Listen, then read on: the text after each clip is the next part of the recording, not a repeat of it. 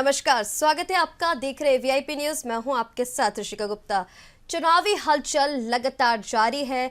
आप देख रहे हैं कहीं पर कर्नाटक में कांग्रेस जो है 2022 में भाजपा की तत्कालीन सरकार के फैसलों को रद्द करने में लगी हुई है, तो कहीं जातिगत गणना के मुद्दों को धार देने में जुटी हुई है कांग्रेस। वही अगर छत्तीसगढ़ की बात करें तो छत्तीसगढ़ में कांग्रेस का आज से विधानसभा स्तरीय प्रशिक्षण शिविर भी शुरू हो चुका है। इन्हीं मुद्दों पर आज बात करेंगे और ज्यादा बातचीत के लिए हमारे साथ छत्तीसगढ़ से हमारे मैनेजिंग एडिटर बलबीर भारत जी जुड़ चुके हैं। लखनऊ संवाददाता अनूप मिश्रा हमारे साथ बने हुए हैं और लखनऊ से संवाददाता संजय जायसवाल हमारे साथ जुड़ चुके हैं। सबसे पहले बलबीर जी, मैं आप ही के पास आऊंगी। आज से विधानसभा स्तरीय प्रशिक्षण शिविर कांग्रेस का शुरू हो चुका है। सीएम भूपेश बघेल और कई बड़े नेता इस शिविर में शामिल हुए। क्या कुछ जीत के मंत्र कार्यकर्ताओं को दिए गए हैं और क्या कुछ खास निकल के आया है इस दौरान?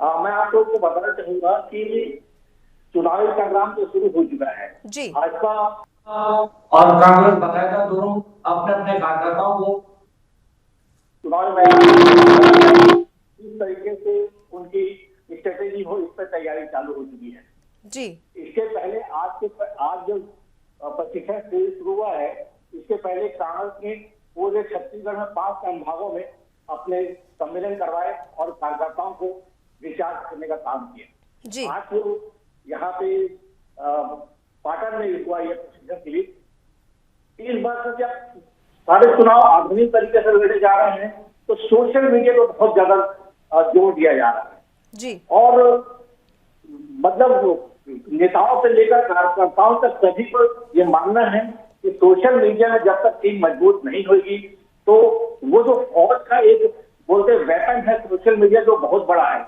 और इसीलिए ये सोशल मीडिया पे कैसे लोगों का बयानों को बताया जाए, कांग्रेस के कार्यक्रमों को बताया जाए, भाजपा की नाकामियों को गिनाया जाए, इस तरीके से एक विचारधारा चल रही है कि सोशल मीडिया की टीम अगर आपकी मजबूत होती है जी। तो आप भाजपा के मतलब जैसे अगर कांग्रेस है तो कांग्रेस को भाजपा का काट करना, भाजपा है तो कांग्रेस का काट करना है। तो ये जितने भी लोग हैं सबसे पहले डिजिटल मीडिया को ये स्ट्रॉन्ग करना चाह रहे हैं। इसमें आजकल देखिए आप बहुत फेक न्यूज भी चल रही है, तो उन फेक न्यूज का पार्ट भी निकालना है, आपको अपने कार्यक्रम गिनाना भी है, भाजपा की नाकामी को बताना भी है। तो इस तरीके से इसको एक पूरा प्लान करने के बाद ये तय किया गया है कि अपन जितने भी कांग्रेस के लोग हैं वो एनएसयूआई हो या उनके डिजिटल मीडिया के जो भी आईटी सेल के जितने भी लोग हैं उन्हें इस तरीके से प्रशिक्षित किया जाए कि वो डिजिटल मीडिया में भाजपा से या किसी दूसरी पार्टी से कमजोर ना पड़े। तो आज इसका प्रशिक्षण पाटन जो मुख्यमंत्री का विधानसभा क्षेत्र है वहां से आज इसकी शुरुआत की गई है। जी बिल्कुल बलबीर जी, जिस तरह से आप बता रहे हैं कि कांग्रेस रणनीति बना चुकी है और पूरी तरह से तैयार है, क्योंकि विधानसभा चुनाव भी हैं और इसके बाद लोकसभा चुनाव है, लेकिन जातीय जनगणना के मुद्दों पर भी कांग्रेस खास जोर दे रही है और इसके बाद विधानसभा स्तर के प्रशिक्षण के बाद बूथ स्तर पर भी प्रशिक्षण दिया जाएगा। हाँ जी। देखिए कांग्रेस लगातार ये जाति जनगणना को लेकर दबाव बना रही है और जहां तक बूथ प्रशिक्षण की बात है तो यहाँ पे 23,000 बूथ हैं और प्रत्येक बूथ पर कांग्रेस से भाजपा भी चाह रही है और कांग्रेस भी चाह रही है कि उनके लोग वहां पे पूरी तरीके से तैयार होकर जाएं, उनको उस तरीके से प्रशिक्षित किया जाए कि वहां पे जाने के बाद वो कमजोर ना हो और अपने वोटों को तो करना है, मतलब बढ़ोतरी करना है, उसमें इजाफा करना है, उससे तो काम करे ही करें, लेकिन इसके साथ जो दिगर हैं उन सब चीजों पे भी वो नजरें बना के रखें, उसको प्रशिक्षित होकर जाए। इसलिए उन्होंने 23,000 बूथों पे अपने कार्यकर्ताओं को प्रशिक्षित करने का भी एक बीड़ा उठाया हुआ है, दोनों दलों ने, भाजपा ने भी और कांग्रेस ने भी। जी बिल्कुल बलबीर जी, लेकिन जिस तरह से कांग्रेस आरक्षण में 50% की लिमिट को समाप्त करने की मांग कर रही है, इसको किस तरह से देखा जा रहा है? देखिए ये इस मामले में सबसे बड़ी बात है, ये एक राजनीतिक मुद्दा है और कांग्रेस ने जब विधानसभा में छत्तीसगढ़ में इसको पारित किया था तो भाजपा ने भी इसका समर्थन किया था, लेकिन व्यवहारिक दृष्टिकोण से जब यह मामला न्यायालय में चला गया तो वहां पे इससे रोक लग गई जी। और राजस्थान ने भी इसको मतलब उसको आगे नहीं बढ़ाया। कि ये तर्कसंगत नहीं है बोल के। लेकिन भाजपा के लोग जो विधानसभा में उन्होंने जो इसको अप्रूव किया था, वो राज्यपाल के पास जब बिल आया तो रोक दिया गया। और जब यही बिल जब हाईकोर्ट में पहुंचा तो वहां पे पूर्ववर्ती जो भाजपा सरकार का निर्णय था उसको लागू किया गया, और वो लागू होने के बाद अब जाके यहाँ पे जो नौकरियां बैन हो गई थी वो वापस से चालू हुई। अदरवाइज अगर ये हाईकोर्ट से अगर डिसीजन नहीं आया रहता तो ये नौकरियां जितनी अभी मिली हैं ये इस पर रोक लगी रहती। जी जी बिल्कुल बलवीर जी, हमारे साथ लखनऊ संवाददाता अनूप मिश्रा भी बने हुए हैं। अनूप जी, कर्नाटक में जिस तरह से कांग्रेस 20 जून को प्रदर्शन करने की भी बात कर रही है, केंद्र सरकार के विरोध में प्रदर्शन भी किया जाएगा, वही 2022 में तत्कालीन भाजपा सरकार के जो भी फैसले थे उनको रद्द किया जा रहा है एक एक करके। जी रिश्ता देखिए, कर्नाटक में जब भाजपा सरकार थी तो सिद्धरमैया सरकार में एक कानून बनाया गया था, धर्मांतरण विरोधी कानून। उस धर्मांतरण विरोधी कानून के अंतर्गत यदि कोई जबरदस्ती धर्मांतरण कराता है, लालच दे के कराता है या पैसे के बल पे, या तो उनपे कार्रवाई होती थी, उसपे सजा भी थी, 25,000 रुपए का जुर्माना भी था। इसके साथ साथ में अगर जनजाति SC ST है तो उसपे जो है जुर्माने की राशि बढ़ के 5 लाख रुपए हो जाती थी।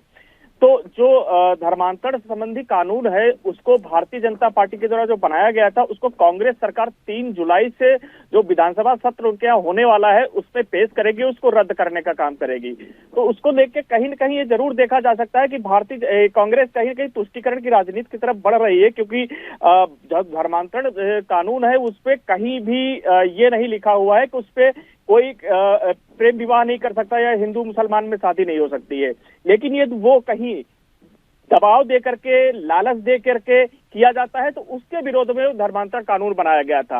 अब ये देखने में आगे समय बताएगा कि 2024 के लोकसभा चुनाव में इसका क्या प्रभाव पड़ेगा, क्योंकि 2024 के लोकसभा चुनाव में बहुत बड़े मुद्दे होंगे। वो हिंदू मुसलमान भी हो सकता है, लव जिहाद भी हो सकता है, धर्मांतरण कानून भी हो सकता है। तो उसको लेकर के भारतीय जनता पार्टी धार देने की कोशिश जरूर करेगी। और इसके साथ साथ में जो भारतीय जनता जो संघ की विश्व हिंदू परिषद है, विश्व हिंदू परिषद ने एक विरोध करने के लिए एक अपनी रैली कर रही है, उसके साथ में जो है धरना प्रदर्शन भी करने की तैयारी में है कि जो धर्मांतरण कानून है उसको हिंदुओं के विरोध में देखा जा रहा है कि हिंदुओं को मुसलमानों को फायदा पहुंचाने के लिए। कानून को रद्द करने के साथ साथ हेडगेवार और सावरकर के से संबंधित जो पाठ थे, जो बच्चों को स्कूल में पढ़ाए जाते थे, उन्हें भी हटाया जा रहा है। तो राजनीति में इसका मतलब इससे क्या लेना देना है? बच्चों को जो पढ़ाया जा रहा है वो भी हटाया जा रहा है। जी बिल्कुल इसका देखिए, RSS के संस्थापक हेडगेवार जी और स्वतंत्र वीर सावरकर के जो पाठ्यक्रम शामिल किए गए थे उनको हटाया जाएगा। उसके साथ में अगले सत्र से जो नेहरू और ज्योतिबा फूले के जो पाठ्यक्रम में उनको जोड़ा जाएगा, इसकी तैयारी हो रही है। तो ये कहीं न कहीं जो जितने भी भारतीय जनता पार्टी के जो पुराने अध्यादेश थे, जो पुराने कानून बनाए गए थे, उन सभी को कांग्रेस रद्द करने के प्रयास में लगी हुई है। पूरी तरीके से उसकी तैयारी चल रही है। जी बिल्कुल अनूप जी, हमारे साथ लखनऊ से संजय जी भी बने हुए हैं। संजय जी, जातीय जनगणना के मुद्दों पर कांग्रेस लगातार धार दे रही है और आरक्षण में 50% की समाप्ति की भी मांग कर रही है। इस मुद्दे को लेकर उछाल रही, क्योंकि 2024 का जो लोकसभा का चुनाव होने वाला है, उस 2024 चुनाव जो 2024 का लोकसभा चुनाव होने जा रहा है, उस मुद्दे को लेकर इनको नए नए मुद्दे तैयार करने हैं जिससे कि भारतीय जनता पार्टी को घेरा जा सके। यही कारण है कि जो पुराने मुद्दे हैं उन मुद्दों को अब फिर से नया किया जा रहा है, जिससे कि जो जातीय जनगणना है उसमें जो है अगर देखा जाए 2024 लोकसभा चुनाव को लेकर तो ये जो है ओबीसी को और दलित वोट को एक करने में जुटी हुई है। जो कांग्रेस का जो वोट बिखरा हुआ वोट है, जो कभी एक समय में जो है दलित और ओबीसी जो है कांग्रेस के साथ रहता था, अब जो है उसके बाद जब चुनाव हुए तो भारतीय जनता पार्टी के साथ चला गया। तो कहीं ना कहीं अगर देखा जाए तो कांग्रेस जो है उनको एक करना चाह रही, तो उनका बिखरा हुआ वोट है उसको दोबारा से एक करना चाह रही। इस वजह से उनकी कमजोर नस पे हाथ रख रही है कि जो है जो मुद्दों की वजह से जो उनका कहना है कांग्रेस का कि जो आबादी का हिस्सा है उसको जितनी हिस्सेदारी है उसको उतनी भागीदारी मिलनी चाहिए, लेकिन भारतीय जनता पार्टी जो है जातीय जनगणना करने को तैयार नहीं है। तो इसी वजह से जो है कांग्रेस इस मुद्दे को उछाल रही है कि अगर आम जनता को ये लगे कि कांग्रेस उनके जो है दर्द को समझना चाहती है, जातीय जनगणना दोबारा कराना चाहती है, क्योंकि उत्तर प्रदेश के अंदर ही नहीं पूरे अगर भारत देश की बात करें तो करीब करीब 52% ओबीसी है, उसमें दलित भी आता है। तो अगर जो ओबीसी का अगर मुद्दा अगर ये बड़ा होता है तो स्वाभाविक सी बात है कि जो भारतीय जनता पार्टी जो मुद्दों को रोक रही है और कांग्रेस उसको उछालने की कोशिश कर रही है, तो कहीं ना कहीं जो दलित वर्ग है और जो ओबीसी वर्ग है वो कहीं ना कहीं आकर्षित होगा कांग्रेस की तरफ कि कांग्रेस उनके मुद्दों को उठा रही है। जी बिल्कुल संजय जी, जिस तरह से देखा जा रहा है कांग्रेस, हम उत्तर प्रदेश की नहीं, जैसा आपने बताया पूरे देश में कांग्रेस जो भी प्रयास कर रही है जाति को लेकर, अब जो कांग्रेस मुद्दे उठा रही है उसमें हो सकता है ओबीसी वर्ग जो है, दलित वर्ग जो है वो कांग्रेस के साथ हो जाए। बलबीर जी हमारे साथ जुड़े हुए हैं। बलबीर जी, छत्तीसगढ़ में भी यही देखने को मिल रहा है कि कांग्रेस लगातार आदिवासी वर्ग को साध रही है और अब ओबीसी वर्ग को भी साधने में जुटी हुई है कांग्रेस छत्तीसगढ़ में।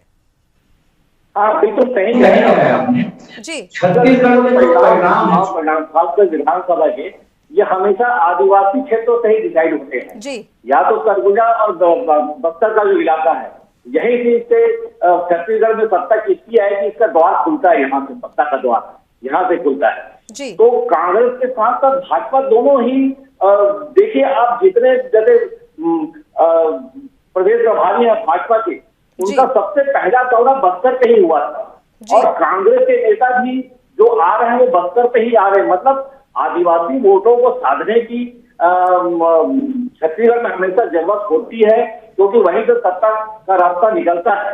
तो अभी जितने भी नेता आ रहे हैं, जो केंद्रीय नेतृत्व है, वो मैक्सिमम उनका कॉन्सेंट्रेट जो है वो बस्तर है और एक इलाका पड़ता है, दूसरे तरफ उत्तर की तरफ पड़ता है सरगुजा। तो ये दोनों जगहों पर ही कांग्रेस भाजपा के नेता और लोकल कार्यकर्ता भी, मतलब यहाँ सम्मेलन से लेकर कार्यकर्ताओं में विचार करने से लेकर हर काम का कॉन्सेंट्रेट फिलहाल छत्तीसगढ़ में जो है ये बस्तर और सरगुजा इलाके में हो रहा है, आदिवासी क्षेत्रों में ही हो रहा है। जी बिल्कुल बलबीर जी, जैसा कि हम सभी जानते हैं 23 जून को हम पहले भी चर्चा कर चुके हैं, 23 जून को विपक्षी दलों की बड़ी बैठक होने जा रही है पटना में। सभी बड़े चेहरे इस बैठक में शामिल होने वाले हैं और उससे पहले छत्तीसगढ़ में कांग्रेस का ये प्रशिक्षण शिविर, जो कि विधानसभा चुनाव को देखते हुए काफी अहम माना जा रहा है। क्या लगता है आपको इस प्रशिक्षण शिविर में क्या कुछ बातें निकलकर सामने आएंगी? देखिए, ये प्रशिक्षण शिविर तो मुख्य रूप से ये मान के चलिए कि जो 4 साल हो गए सत्ता में रहे हुए कांग्रेस को, और कांग्रेस का जो कार्यकर्ता भी सत्ता का सुख भोग रहा है, लेकिन चुनाव तो कुछ स्तर पर है। इसलिए अब कांग्रेस के लोग सोच रहे हैं कि इनको विचार किया जाए, वापस से चुनावी मैदान में लड़ने के लिए इन्हें तैयार किया जाए। अगर ये लड़ने के लायक नहीं बन पाते हैं तो भाजपा को बहुत बढ़त हासिल होगी, भाजपा के मुकाबले ये कमजोर होंगे। इसलिए ये प्रशिक्षण शिविर का जो दौर है ये लगातार जारी है और ये नहीं है कि कांग्रेस ही कर रही है, यहाँ पे भाजपा भी उसी पूरी तैयारी के साथ जुटी हुई है। पीछे पीछे भाजपा भी लगी हुई है और कांग्रेस भी लगी हुई है। और बिना कार्यकर्ताओं के प्रशिक्षण के आप चुनाव समर में उतर तो जाएंगे, लेकिन अगर ये प्रॉपरली काम नहीं करेंगे तो आपकी चुनावी नैया को कहीं पे भी डुबो सकते हैं। इसलिए ये प्रशिक्षण शिविर की अहमियत को समझते हैं और इसीलिए प्रशिक्षण शिविरों पर मतलब सोशल मीडिया से लेकर हर तरीके के प्रशिक्षण पे जोर दिया जा रहा है और एक के बाद एक पूरे छत्तीसगढ़ में ये प्रशिक्षण शिविर कांग्रेस आयोजित करने वाली है। जी बिल्कुल बलबीर जी। अनूप जी का हम सीधा रुख करेंगे। अनूप जी, चुनाव नजदीक आ रहे हैं और इसको देखते हुए इसी बीच ये भी खबर आ रही है कि ओपी राजभर की भी सीएम योगी आदित्यनाथ से मुलाकात हुई है। क्या कुछ पूरी जानकारी है इस मुलाकात को लेकर? जी, इसका अभी हाल ही में ओपी राजभर के जो है पुत्र का विवाह था, जिसमें मुख्यमंत्री योगी आदित्यनाथ नहीं पहुंच पाए थे, लेकिन उन्होंने अपने एक अधिकारियों के द्वारा एक संदेश भेजा था और शुभकामनाएं भेजी थी। कल ओपी राजभर की और मुख्यमंत्री योगी आदित्यनाथ की सर्किट हाउस में मुलाकात हुई। दोनों नेताओं की करीब 1.5 घंटे तक मुलाकात चली। ये कयास लगाए जा रहे हैं कि 2024 के लोकसभा चुनाव से पहले दोनों अलायंस के रूप में चुनाव लड़ सकते हैं, क्योंकि ओपी राजभर, ओम प्रकाश राजभर एक बड़ा नाम माना जाता है और करीब 30 से 40 विधानसभा सीटों पे जो पूर्वांचल के, जिसमें आजमगढ़ है, मऊ है, गाजीपुर है, बलिया है, और इनमें एक बड़ा तबका राजभर समुदाय का है। तो एक उस पे राजभर वोट बैंक पे जो नजर रखी हुई है भारतीय जनता पार्टी ने, क्योंकि कहीं न कहीं विधानसभा चुनाव में भारतीय जनता पार्टी को उसका नुकसान उठाना पड़ा था, लेकिन वो लोकसभा चुनाव में कोई भी रिस्क नहीं लेना चाह रही है।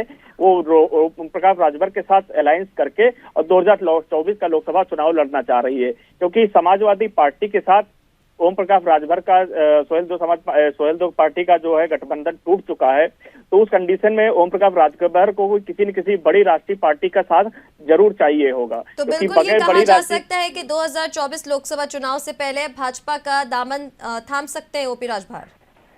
जी बिल्कुल, कयास यही लगाए जा रहे हैं कि 2024 लोकसभा चुनाव से पहले जो है ओम प्रकाश राजभर का और भारतीय जनता पार्टी का जो है एक गठबंधन हो सकता है। अब कितनी क्या सीट पे गठबंधन होगा, कितने सीटें ओम प्रकाश राजभर को दी जाएंगी, ये तो संगठन तय करेगा, लेकिन ये कयास जरूर लगाए जा रहे हैं कि अगर जो पूर्वांचल में या पूरे उत्तर प्रदेश में ओम प्रकाश राजभर का अलायंस होता है भारतीय जनता पार्टी के साथ, तो ये भारतीय जनता पार्टी को एक बड़ी मजबूती मिलेगी और वहीं समाजवादी पार्टी को एक बड़े झटके के रूप में देखा जा रहा है। जी बिल्कुल अनुप जी, हम रुक करेंगे संजय जी का। संजय जी, समाजवादी पार्टी के राष्ट्रीय अध्यक्ष अखिलेश यादव लगातार जो हार उन्हें मिली है उससे उन्होंने सबक लिया है और कार्यकर्ताओं को अब जीत का मंत्र दे रहे हैं अखिलेश यादव, और लगातार बैठकों का दौर जारी है समाजवादी पार्टी में।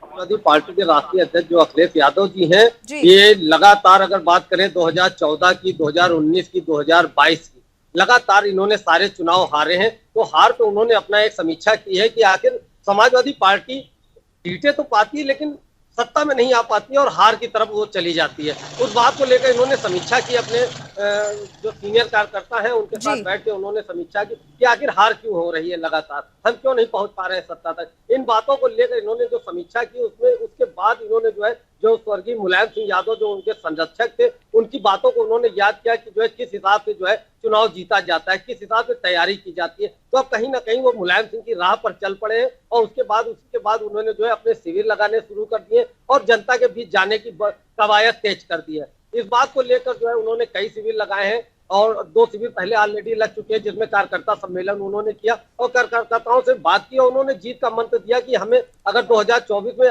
अपना परचम लहराना है, उत्तर प्रदेश की 80 जो सीटें हैं सांसदों की, उसमें ज्यादा से ज्यादा कितनी सीटें लानी है। इन मुद्दों को लेकर अगर बात करें तो इन्होंने लगातार इनकी बैठकें चल रही हैं। पहले इन्होंने बाहर बैठक की, अब उसके बाद उनके जो प्रदेश कार्यालय है वहां पर जो है छोटे छोटे कार्यकर्ताओं के साथ भी बैठकर उनकी बैठक हो रही, कभी प्रभारियों के साथ बैठक हो रही तो कभी छोटे कार्यकर्ताओं के साथ बैठक हो रही। और सबको ये कहा जा रहा है कि 2024 के चुनाव में अभी से पूरी तरीके से लग जाइए और मजबूती लाइए, जिससे और अपनी जो 2017 तक उनकी सरकार चली थी उनकी उपलब्धियों को जाकर बताइए कि अगर समाजवादी पार्टी सरकार जो थी अगर वो दोबारा अपनी सत्ता में आती है या लोकसभा में अच्छी सीटें लेकर आती है तो सीधी सी बात है कि उसकी जो है लोकसभा में मजबूत दावेदारी होगी, तो अपने बातों को रख सकेगी, अपने जी बिल्कुल संजय जी, मजबूत दावेदारी बनाने के लिए अखिलेश यादव हर संभव प्रयास कर रहे हैं। लेकिन हमने जैसे अभी जिस तरह से बात की, अनूप जी ने बताया कि सुबह सपा अध्यक्ष जो है उन्होंने सीएम योगी से मुलाकात की और ओपी राजभर जो है वो लगातार समाजवादी पार्टी पर तंज कसते हुए भी नजर आ रहे हैं।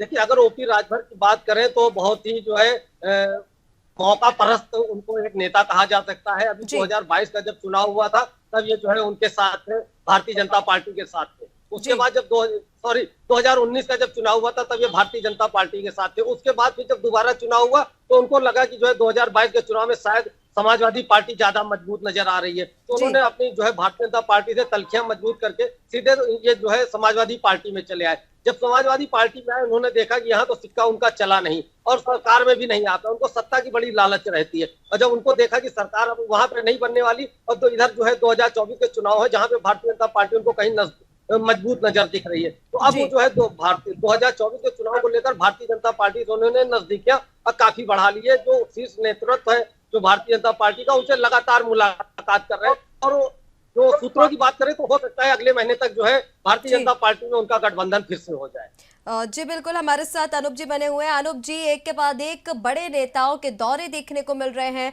क्योंकि चुनाव नजदीक आ रहे हैं, विधानसभा चुनाव कह लें या लोकसभा चुनाव कह लें। इसी बीच रक्षा मंत्री राजनाथ सिंह का भी 3 दिवसीय दौरा रहा है, क्या कुछ पूरी जानकारी उनके दौरे को लेकर? राजनाथ सिंह का चूंकि लखनऊ जो है उत्तर प्रदेश की राजधानी है और उनका संसदीय क्षेत्र है, तो रक्षा मंत्री आज शाम को 4:30 बजे लखनऊ पहुंच रहे हैं। इसके बाद उन मनकामेश्वर मंदिर जाएंगे, साथ में नदवा कॉलेज का एक कार्यक्रम है वहां भी शामिल होंगे। इसके बाद जो यहाँ के विकास कार्य किए जा रहे हैं, जैसे कि मुंशी पुलिया का एक फ्लाईओवर बन रहा है, IIM रोड का फ्लाईओवर बन रहा है। इसके साथ साथ में आउटर 105 किलोमीटर का जो आउटर रिंग रोड है उसका भी निरीक्षण करेंगे। इसके साथ साथ में लखनऊ में एक बहुत बड़ा प्रोजेक्ट है, वो है रेलवे का। गोमती नगर में एक बहुत बड़ा रेलवे स्टेशन बन रहा है जो अंतर्राष्ट्रीय सुविधाओं के से युक्त होगा और वो इसमें मॉल वगैरह सारी चीजें होंगी, तो उसका निरीक्षण भी, उसके विकास कार्यों का जायजा राजनाथ सिंह लेंगे। इसके साथ साथ में स्थानीय नेताओं के साथ मुलाकात करेंगे, प्रबुद्ध वर्गों के साथ बैठक करेंगे, साथ साथ में जो है संयुक्त मोर्चे की बैठक करेंगे और जो प्रदेश के लोगों के साथ भी उनकी कई बैठकें निर्धारित की गई हैं। तो ये 3 दिवसीय बहुत अहम कार्यक्रम माना जा रहा है 2024 के लोकसभा चुनाव से पहले राजनाथ सिंह का। जी बलबीर जी हमारे साथ जुड़े हुए हैं। बलबीर जी, आप देख रहे हैं जिस तरह से समाजवादी पार्टी की प्रक्रियाएं सामने आ रही है और जैसे ओपी राजभवन में सीएम योगी से मुलाकात की, तो ये जो जुगलबंदी चल रही है इसका कितना असर आपको लगता है लोकसभा चुनाव पर तो पड़ेगा ही, विधानसभा चुनाव में भी हम देख सकते हैं कि बीजेपी सत्ता पलट कर सकती है?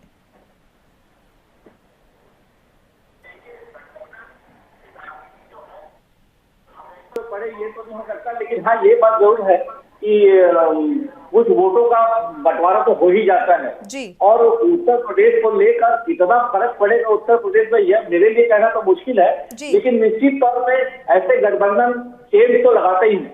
अब वो कितने वोटों के प्रतिशत को वो डैमेज करते हैं और भाजपा को कितना नुकसान पहुंचा सकते हैं ये तो अब वक्त ही बताएगा, लेकिन हाँ निश्चित रूप से चिंतनीय तो है भाजपा के लिए कि ये सब हो रहे हैं। जी जी बलबीर जी, तमाम जानकारी हम तक साझा करने के लिए धन्यवाद। आखिरी सवाल अनूप जी आपसे लेना चाहूंगी, अंतर्राष्ट्रीय योग दिवस आ रहा है और उत्तर प्रदेश में इसको मनाने के लिए भव्य तैयारियां की गई है, क्या कुछ पूरी जानकारी है इसको लेकर? योग दिवस 21 जून को बनाया जा रहा है, परंतु उत्तर प्रदेश सरकार ने इसको योग सप्ताह के रूप में मनाने का निर्णय लिया है। 15 जून से और 21 जून तक ये कार्यक्रम किया जा रहा है। 21 जून को ये भव्य तरीके से कार्यक्रम किया जाएगा। करीब लखनऊ और आसपास 2200 पार्कों में इसका कार्यक्रम किया जाएगा। इसके साथ साथ में सांस्कृतिक कार्यक्रम और जो योग सिखाते हैं उनको भी शामिल किया जाएगा, कई एनजीओ को भी शामिल किया जाएगा। तो एक बृहद रूप में योग को मनाया जाएगा। चूंकि 9 वर्ष पूरे हो रहे हैं, प्रधानमंत्री मोदी के 9 वर्ष के पूरे हो रहे हैं और भारतीय जनता पार्टी सेवा, समर्पण और सुशासन और गरीब कल्याण का जो कार्यक्रम चला रही है उसके अंतर्गत इसको भी साथ में शामिल किया जाएगा और एक संदेश देने की कोशिश की जाएगी कि जो योग है वो पूरे विश्व में मनाया जाता है और भारत इसका अगुवाकार है। तो उसको देखते हुए 2024 के लोकसभा चुनाव में भी एक बड़ा संदेश देने की जरूर कोशिश की जाएगी। जी अनूप जी, तमाम जानकारी हम तक साझा करने के लिए धन्यवाद। तो ये चुनाव नजदीक आ रहे हैं और चुनाव को लेकर बड़ी हलचल देखने को मिल रही है। जिस तरह से कांग्रेस चुनाव की तैयारियों में जुटी हुई है, लगातार जातीय जनगणना के मुद्दों पर धार दे रही है। कर्नाटक में अगर देखें तो भाजपा के लिए गए जो फैसले थे उसको रद्द करने में कांग्रेस पूरी तरह से लगी हुई है। वहीं अगर बीजेपी की बात करें तो बीजेपी के बड़े नेताओं के एक के बाद एक दौरे देखने को मिल रहे हैं और चुनाव की तैयारियों के लिए सभी पार्टियों ने कमर कस ली है। बलबीर जी, आपका बहुत बहुत धन्यवाद हमारे साथ जुड़ने के लिए। हमारे संवाददाताओं का धन्यवाद हमसे जानकारी साझा करने के लिए। नमस्कार।